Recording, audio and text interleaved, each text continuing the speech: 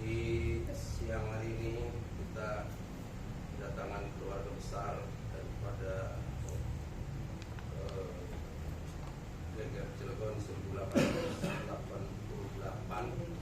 yang bukunya telah diterbitkan dan disusun semuanya oleh saudara kita Bambang Irawan, dan semoga ini semua masyarakat Cilegon bisa membacanya dan bisa mengerti sebenarnya Geger Cilegon itu bagaimana. Dan kebetulan ini kami berada di Cibeber, di rumah Pak Adinda Pak Haji Adat Musyadat atau Bu Haja Maimah yang memfasilitasi untuk kita semua datang ke sini. Dan ternyata setelah diutarakan tadi oleh Adinda juga dari Imam Ibrahim bahwa Geger Cilegon adalah dimulainya ternyata kumpul-kumpulnya, musyawarahnya, rapatnya di Cibeber. Makanya tidak salah kalau sekarang ini juga diadakan di Cibeber. Makanya untuk itu saya sebagai tuan rumah mengapresiasi, memberikan penghargaan yang setinggi-tingginya kepada saudara Bambang Irawan ini yang sudah gigih untuk memperjuangkan sampai terbitnya buku Geger Cilegon 1888. Mudah-mudahan semuanya dapat mengambil hikmahnya, baik kita yang sudah ada di dunia ini yang duluan maupun yang di bawah kita nanti umur-umur usia muda nanti bisa membacanya agar dapat mengambil hikmah dan pelajaran dari Geger Cilegon ini. Sekian dari saya sebagai atas nama tuan rumah. Wallahul muwaffiq ila aqwamit thoriq. Wassalamualaikum warahmatullahi wabarakatuh. Baik, terima kasih kepada Bapak Haji Adat yang sudah memfasilitasi kita semua hari ini berkumpul di Cibeber. Karena peristiwa Geger Cilegon itu kata Kang Imam Ustadz Imam ini juga katanya awalnya di Cibeber. Rapat-rapat awalnya. Jadi hari ini nih kayaknya temanya pas gitu. Kenapa? Karena saya sudah hampir 15 tahun lebih meneliti peristiwa Geger Cilegon itu, dan alhamdulillah tanpa ada bantuan dari siapapun, sehingga saya harus melakukannya dengan murni, tidak ada kepentingan keluarga siapapun, tidak ada kepentingan pihak manapun, sehingga buku ini apa adanya. Makanya nanti saya akan mencoba membacakan 2 halaman saja, karena kalau saya baca semua sampai pagi nggak selesai. Tetapi secara ringkasnya saya akan bercerita tentang Geger Cilegon. Jadi Geger Cilegon itu sebuah peristiwa bersejarah, bahkan saya menyebutnya peristiwa sejarah terbesar bangsa Indonesia. Hanya sayangnya karena peristiwa ini tenggelam 135 tahun lebih, sehingga tidak ada seorang pun yang mengetahui peristiwa itu, dan dianggapnya peristiwa itu peristiwa ecek-ecek dan biasa-biasa saja. Padahal kalau sudah membaca buku ini, orang baru akan terbelalak matanya. Kenapa? Bahkan saya pernah menyatakan satu-satunya peristiwa perjuangan bangsa Indonesia dalam rangka merebut kemerdekaan dari pemerintahan Hindia Belanda itu hanya terjadi sekali di Banten 9 Juli 1888 yang kemudian dikenal dengan sebutan Geger Cilegon. Makanya saya sudah sampaikan beberapa kali, dan sehingga saya berani menyatakan itu karena fakta-fakta sejarah yang saya ketemukan. Selama pemerintahan Hindia Belanda kita tidak pernah merebut kemerdekaan, kecuali setelah merdeka ya kesini baru perang terus gitu. Dalam hal ini yang saya maksud, selama pemerintahan Hindia Belanda itu dari tahun 1799 sampai 1942 tidak ada pernah bangsa Indonesia ini merebut kemerdekaan, dan satu-satunya terjadi di Banten yang dikenal dengan Geger Cilegon. Ya ini maksud saya itu. Jadi peristiwa ini sejarah terbesar bangsa Indonesia. Sayangnya tidak ada yang tahu. Makanya saya kemarin waktu di Halal di Serang mengatakan saya mungkin energi para suara ini mendorong saya untuk berbicara di sini karena tidak ada yang tahu sehingga saling lempar.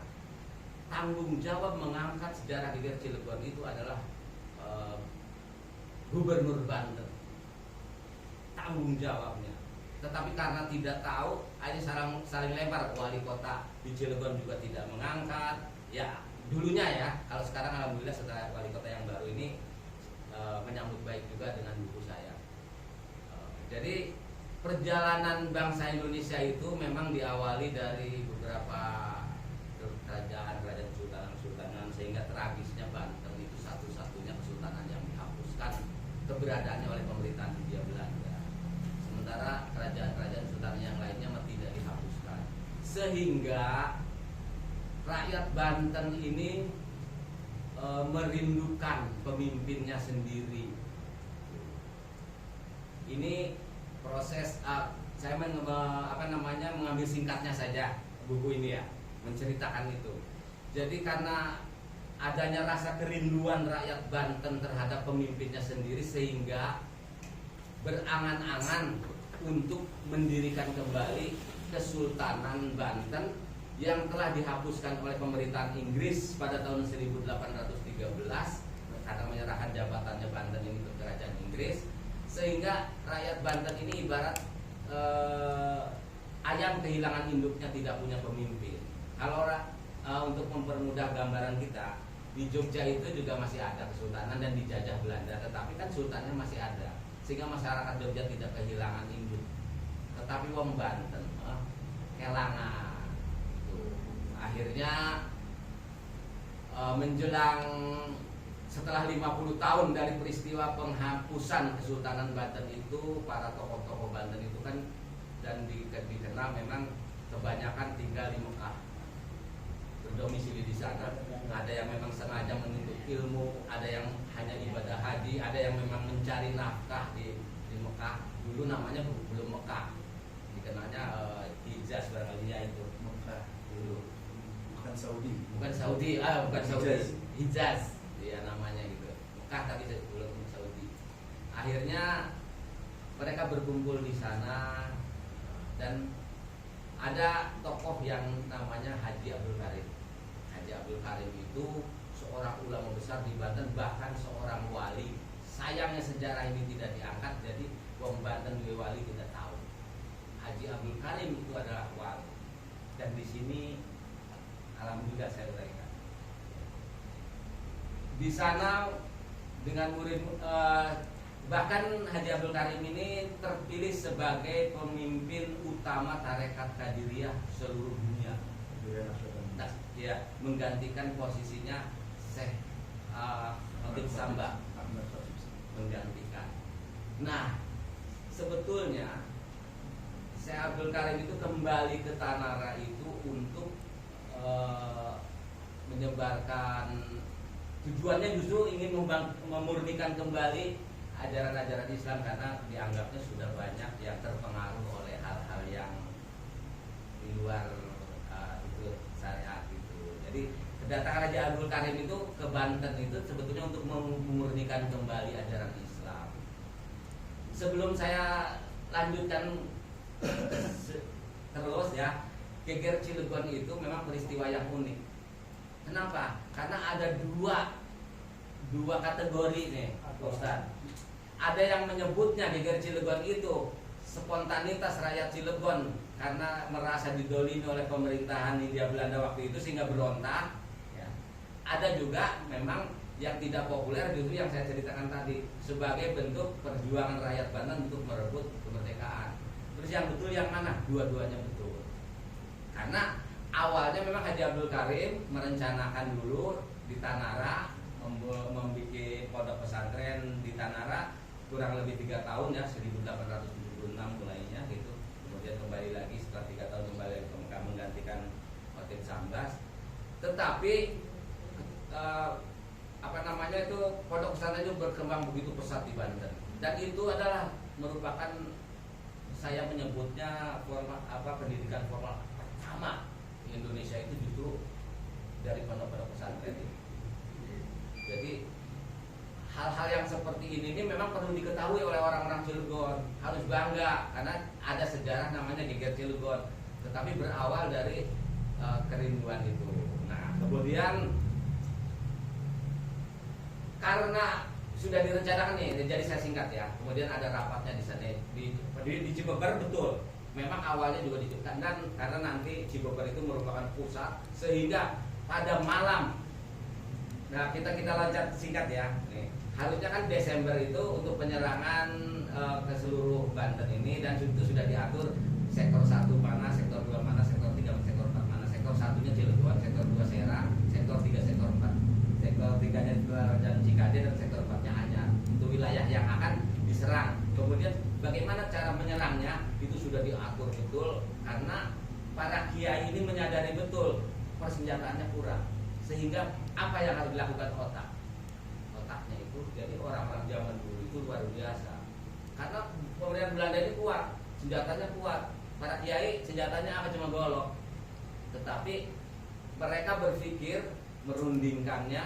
Akhirnya bagaimana caranya, kuasai dulu Cilegon, kemudian siang hari sekitar jam 10 sebelum zuhur itu kuasai Serang, Cilegon, Serang, Anyar, dan Tanara dan Cikande, sehingga pasukan Batavia yang akan masuk ke Banten juga tidak bisa, karena Karangandus sudah dijaga oleh pasukan-pasukannya. Pasukan Geger Cilegon inilah yang posisinya di Serang, terutama dipimpin oleh Haji Abu Bakar dari Keganteran. Kebetulan anak saya tinggal di Keganteran. Itulah yang menjaga Karangandus. Ini singkatnya ya, singkatnya. Kemudian direncanakan terjadilah perjanjian. Kapan mau dilaksanakan? Dilaksanakan bulan September 1848. Memang ada yang tidak setuju, Haji Marzuki, karena waduh, kita belum siap kalau itu, karena persenjataan belum lengkap.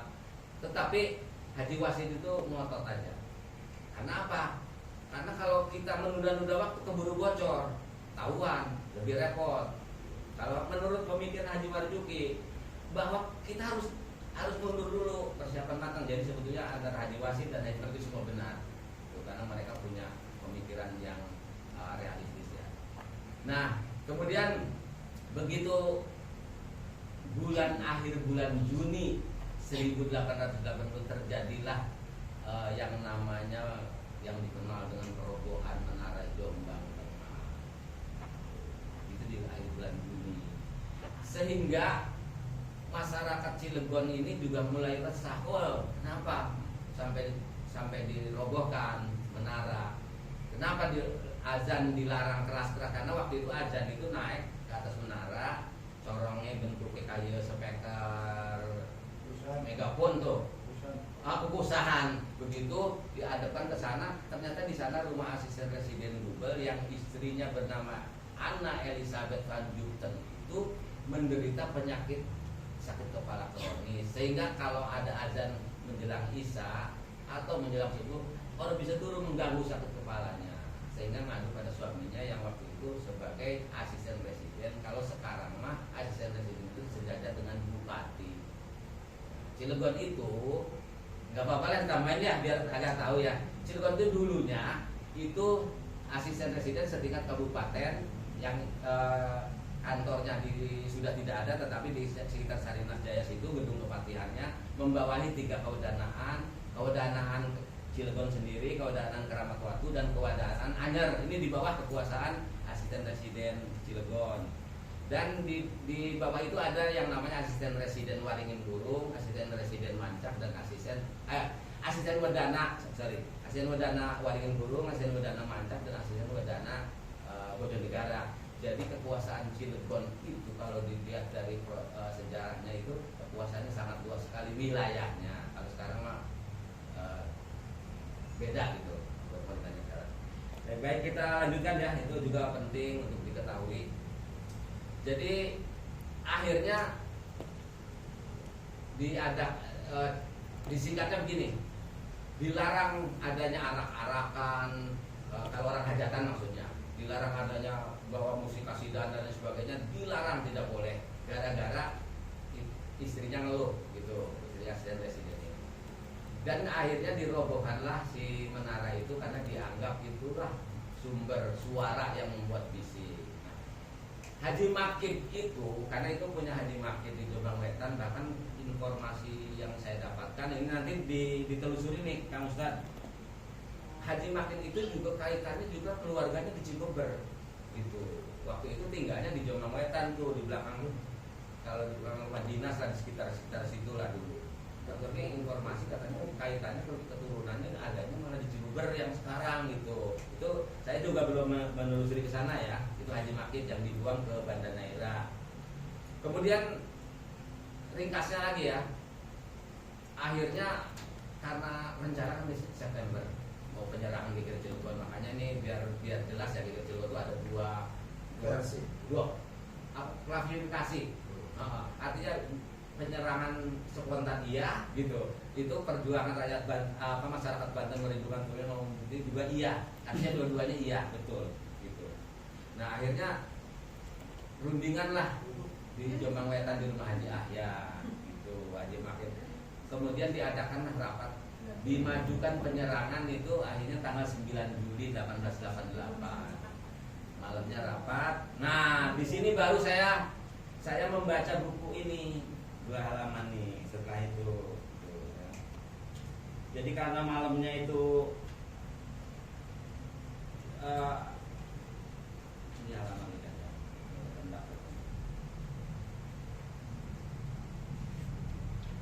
Malamnya kan rapat ya.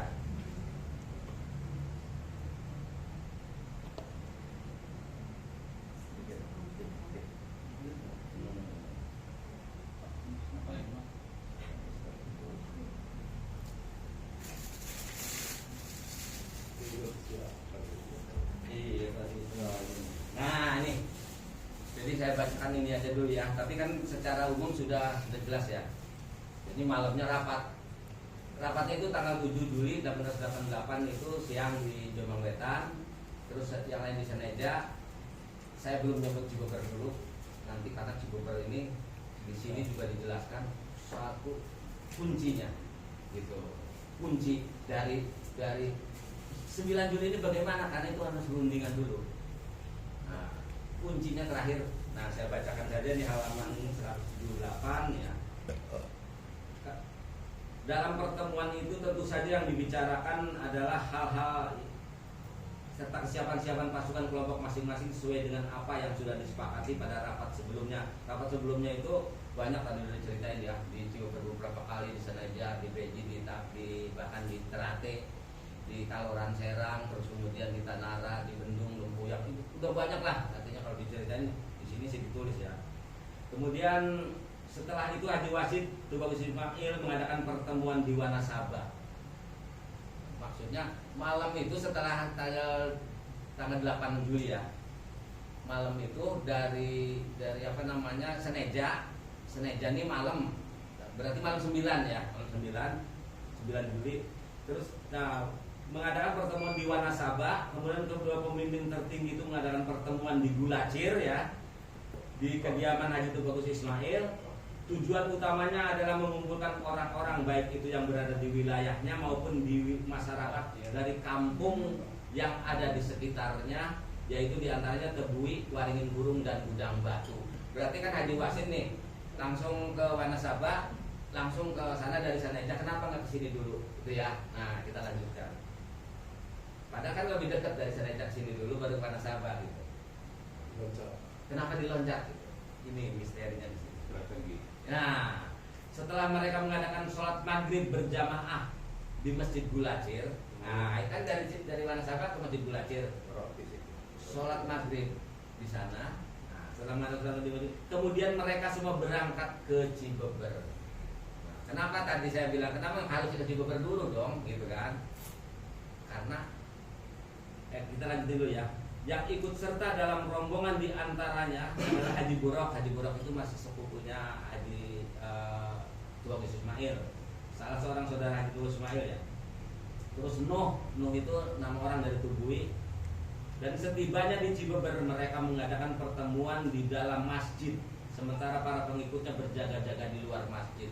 Saya beranggapan masjidnya yang ada di Cipucang. Nah, itu saya analisa saya masjidnya di sana. Saya kan nggak tahu kejadian, tapi sebagai seorang peneliti, oh di situ, gitu, ya. Jadi kumpul dari sana, rombongan banyak melaku habis sholat maghrib bukan ke Seneja, tetapi ke Cibeber dulu di masjid. Itulah mereka mengadakan pertemuan.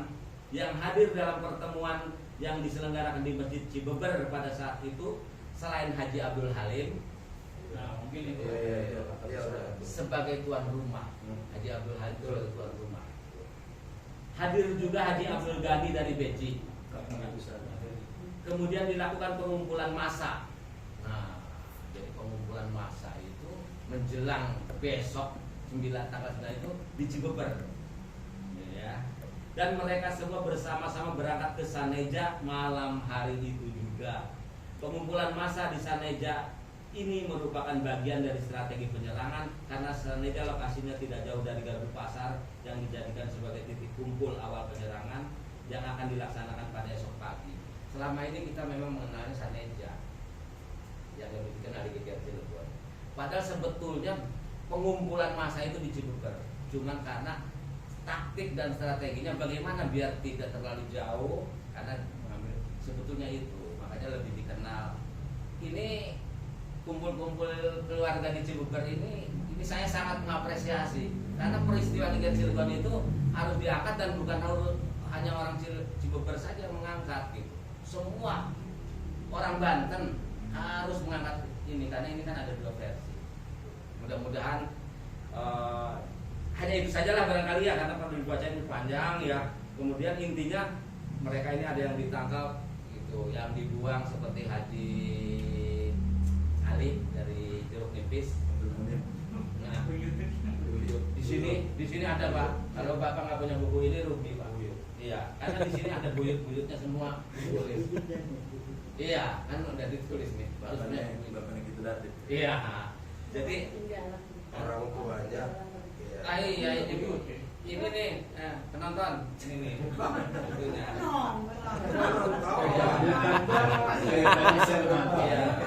Terus. Nah, jadi ini apa masih bacain aja tak? Udah. Iya, nanti sebagaimana selanjutnya seru ini buku, makanya tebal. Terus apalagi nanti kalau kuat pas makanya suruh beli nih. Makanya suruh beli. Gue ikut yang intinya kuat. Makanya Bapak saya mau menambahkan. Iya. Ketika pemerintahan Presiden Megawati itu semua yang ada di Geger Cilegon itu diundang ke istana, saya yang mengantar, diberikan penghargaan sebagai apa? Pahlawan. Bukan ini pahlawan Banten itu. Oh, pahlawan Banten ya. Iya. Jadi Mahaputra, bintang Mahaputra. Nah, itu saya nganter diantaranya Oh, dari Geger Cilegon. Nanti yang nganter ini loh. Saya ini ya. Nganter coba. Iya nganter ya. Bukan. Iya ini. Bukan. Saya yang nganter. Tahun 2000. Kalau nggak salah ya. Iya Nih, ini gini. Bintang Mahaputra. Ya. Nih, Bintang Mahaputra siapa istrinya? Iya kan? Abdul Rahman Wahid, Gus Dur. Oh, Megawati. Ini Megawati. Waktu Megawati. Iya. Satu, Geger Cilegon diwakili oleh siapa? Bojonegoro. Mansur. Ya. Muhyiddin. Iya. Itu yang ya Kiai Samon. Kiai Samon diwakili oleh anaknya Fatullah Samon. Terus ini nih Buyut TK Kiai Hatip diwakili oleh Ibu Tintin. Ratu Fatinti. Ratu Fatinti itu ya. Aduh, ada 4 kalau nggak salah. Yang dari Banten ya, berarti Iya. Serang ya. Iya. Tuh, terus ada 4 rasanya. Ki Wasim, Ki Hatip. Caringin Itu tuh. nggak ada itu Ki Sampun ya. Iya itu. Yang 4 ya, saya lupa itu. Nggak salah. Yang satu lagi. Nah itu saya yang nganter ke sekretariat negara, ke kantor ya sekretariat negara, kemudian masuk ke istananya saya. Iya. Jadi saya nanggapin ini ya. Itu pemerintah pusat itu sangat wajar Sudah memberikan mengundang. penghargaan. Iya, dan wajar harus diundang gitu. Iya. Kenapa? Mereka ini semua punya hak untuk diakui. Di dalam buku ini maka saya menulis ini energi para syuhada ini jangan terkubur bersama jasad-jasadnya, harus namanya harus muncul satu-satu, dan di sini ada ratusan nama, sekitar 225 nama. Itu kalau kita masa bodoh, nama-nama ini akan tenggelam selamanya. Makanya jangan cuma keturunannya aja yang angkat ke mbahnya, semua nama ini harus diangkat karena mereka juga berkorban. Nih, dimulai dengan membeli. Karena semua juga harus diangkat nama-nama ini, kasihan. Mereka tidak berharap jasa dari pemerintah. Tidak, semua mereka ikhlas jujur berkorban gugur. Tapi kan kita ini harus mengangkat itu. Nah, ini punya power sebetulnya untuk mengangkat peristiwa ini untuk wilayah Banten. Ini yang punya power sebetulnya. Iya, karena ini kan cicing. Iya. Cuman belum saatnya. Suatu saat Banten akan geger dengan geger Cilegon ini. Digegerkan. Kalau sudah digegerkan oleh beliau ini, itu sebetulnya. Bang, itu bagus bulan kenapa nggak disebut bahwa beliau tinggal di bulan? Muhammad Bos Ismail. Nah, Kalau buang zamannya 100 tahun sebelum itu jauh. Belum peristiwa Cilegon. Beda. Dia tahun 1740-an, Iya. zaman Sultan Zainul Alim. Prasejarah. Masanya jauh. Masanya jauh, dan ada kemungkinan itu barangkali ya dibuangnya ke Tondano, karena saya menemukan di Tondano itu banyak marga tuh bagus, marga bagus buang gitu. Iya, iya. Banyak, ya artinya mungkin banyak yang dibuang juga. Dari zaman Belanda main buang baik, ya, termasuk ini kan buyut-buyutnya juga banyak yang dibuang ini. Ngomong-ngomong ini sudah ada nih. Nah, itu ya. Pokok, tapi jangan ke Tenan aja. Sekali-kali ke Puncak Ambon. Puncak Ambon. Justru Ali. Bandana Hira. itu yang Sana lah orang-orang itu yang saya lagi nunggu rezekinya dan berdoa mudah-mudahan sampai ke sana. Rencana kalau Musmabel Quran kami tahun ini. Kalau Pak Haji ada udah ngajak, udah siap berangkat itu berarti. Tinggal nanti Beres anu pokoknya. aja ngaji proposal ke wali kota. Rekomendasi tanda tangan. Habis pokoknya amin baik lah proposal terbuka. Amin baik saya tuh pengen itu masuk tuh kan. Ya dah. Orang Cibubur tuh banyak yang ke sana. Dananya Buyut. Iya. Cimunir. Cimunir. Ada Munir. Terus ke Abdul Halim. Kebetulan wafat di kecil Cilegon Syahid. Oh, iya. Ada lagi orang Cibubur. Banyak. Kalau lihat di data Sartono dari 90 orang yang dibuang itu, 35%-nya itu jaringan Cibubur. Jaringan Cilegon. Iya. Dan rata-rata semua murid Ki Abdul Halim. Di penjelasan Sartono tuh, dia kan dari registernya Belanda. Dari Di situ dijelaskan tuh, murid Ki Abdul Halim, murid Ki Abdul Halim, murid Ki Abdul Halim. Dan Ki Abdul Halim itu adalah anak mertua daripada Kiai Haji Tubagus Jaya yang beristiqar Ratu Natiroh, yang merupakan uwa daripada Kiai Haji Suhadi. Nah itu nanti panjang kaitannya sama silsilah. Merene Kiai Suhadi. Makanya itu nanti berikutnya itu tuh harus juga buku seperti ini ditampilkan. Insya Allah. Berdasarkan ini. Kalau ini kan saya secara umum. Makanya selepas duhur kita akan bahas tentang sejarah dan silsilah Cibubur. Nah, Insya Allah. Wis tutup keren, salat keren keren. ya. Tadi tutup keren tadi. Jangan dikit saat dikit. Mending mangan Demikian, daripada bikin salat. yang dapat disampaikan Daripada salat bikin mangan. oleh Pak Bambang Irawan ya.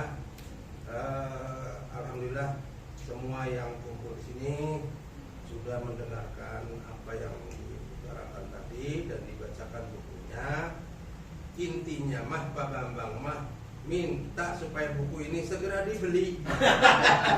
Sekian, terima kasih. Assalamualaikum warahmatullahi wabarakatuh. Kenalan diri siapa? Oh, saya. Iya, biar penonton tahu ini siapa. Jadi tadi belum dikenalkan, tahunya Pak Haji ada. Iya, Pak Haji. Saya namanya Namanya Haji Afif Hamid. Ya, itu nama saya. Ya, jadi keturunan dari anaknya Haji Hamid Afif bolak-balik jadinya. Karena nama saya ini nama kakek. Afif Hamid bin Afif Afif bin itu bin Abdus Salam. Abdussalam. Bu Adi Abdul Munib. Iya. Sekian, terima kasih. Di sini Mekah. Assalamualaikum warahmatullahi wabarakatuh. Waalaikumsalam.